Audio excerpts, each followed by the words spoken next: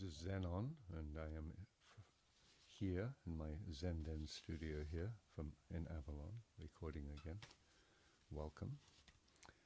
And I'm going to read just one page I wrote today. But James is here as a witness. Part of the Knights of the Table, I call them. My friends, my inner circle. And it is Friday and the moon's going into Leo. We're moving towards the equinox, which is on Sunday, and then the eclipse. So it's a very powerful time.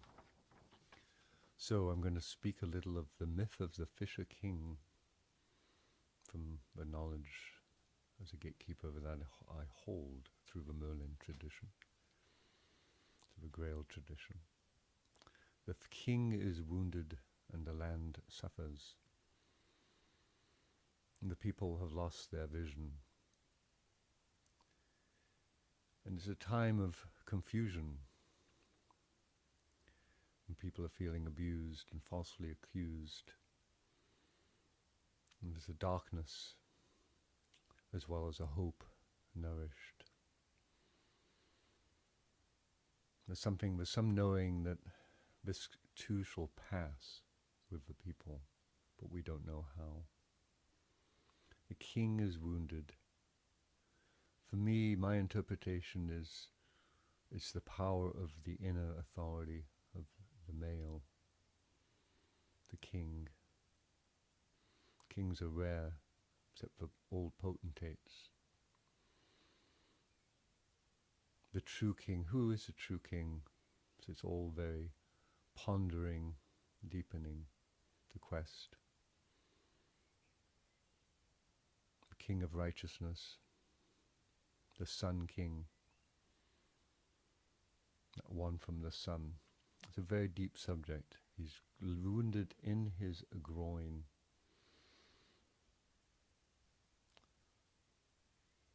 So the Grail stories encode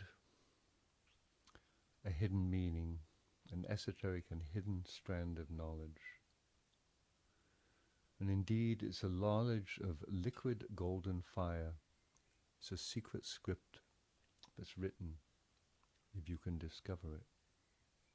And that secret script activates what I call the heart's original purity to know.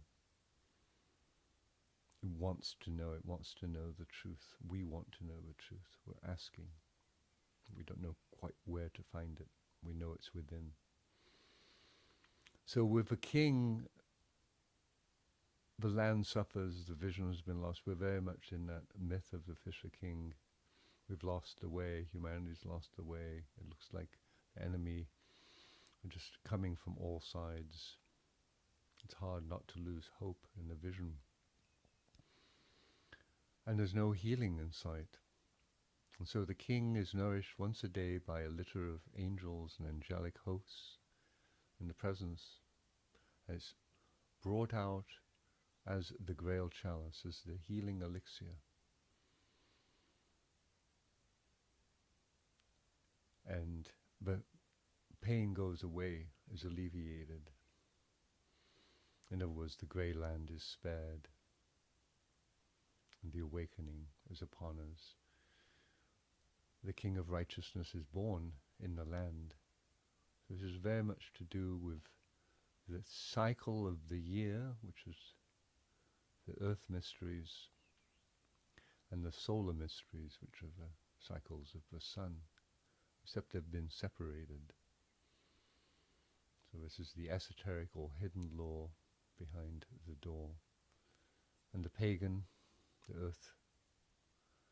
So it's a relationship between the sun and the moon. And our quest is to discover it.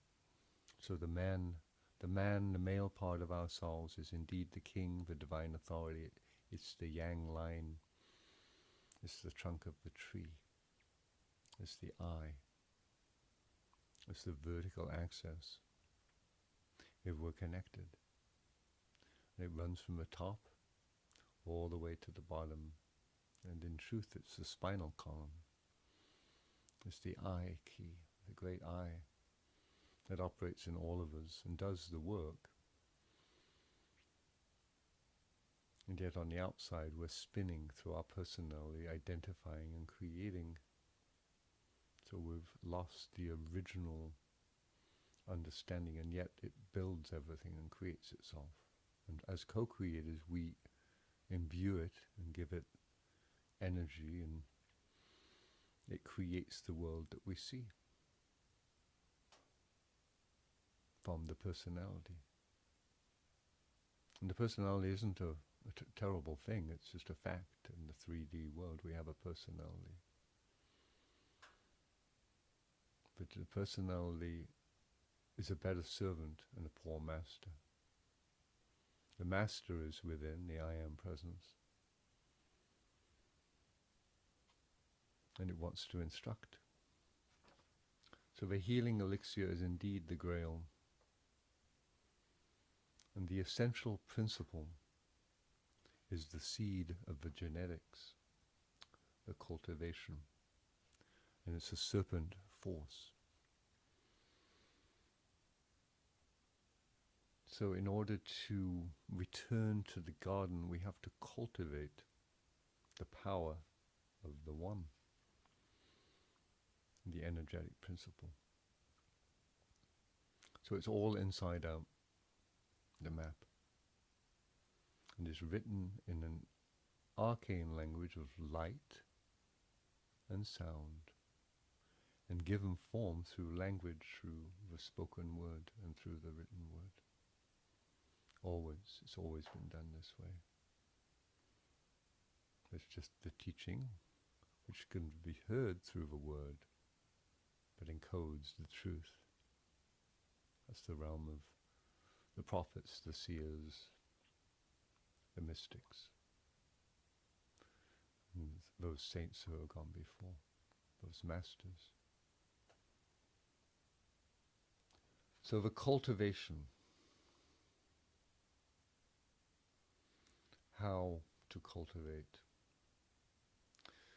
By igniting the sun within. We are solar substance. We are made of fire and of light. And we can ignite the chakra wheels, the 7 chakra wheels, by working with what I call the central flame. And this is a remembrance of origin. It's written in the beginning. It's the father principle. It's the creator. It's the sun that gives life, and the mother. The moon is her body. This is her body. We live in her body. These are universal principles that are operating. And as we learn to make them conscious, they operate as a god and a goddess, or a priest or a priestess. It's all about energy. So the awakened state is the remembrance, the unconscious bound to the wheel of time and response. So in order to get off the wheel, one has to purify or let go of old patterning. For it will bind one in time, space, and circumstance. And how are we to do that? Those are very deep questions. We have to use the keys. It's written in light and sound and language, so I'm passing on a heritage of information designed through sacred art to resound and activate the heart. The king is wounded in the groin, in the sexual or procreation faculty. The imprint of the fall of man, the degenerative cycle since the beginning, is encoded in the genetic codon. Our looking outwards, our leaving the garden, all encoded.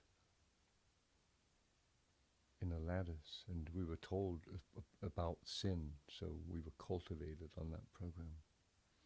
The story of the fall was perpetuated by religious dogma and order, an outer body confused by a fallen patriarchal lineage. A disorientation occurred. The lie. The lie and the father and mother were divided. Confusion resulted, and nobody can find their way. So there's distraction and a wheel of karma, the outer wheel turning endlessly in confusion. And the generation principle, where the two fields meet, the essential principle has to be cultivated. This is the Grail map. This is the last legacy, and it's encoded in a story of Christ and Mary, or Yeshua. And it has to be sorted out by us as way showers, because it contains a very important key from a hidden lineage. And though the keepers of the tradition of the West have created a quest, an invitation to knock on the door and ask for more and enter a dialogue.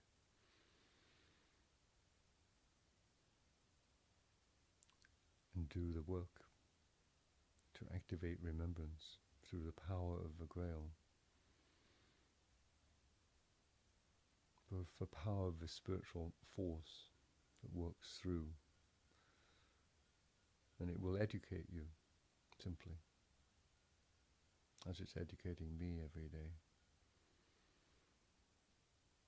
And its source is fire and the sun, so you can discover it within, because it's there in the very heart of you.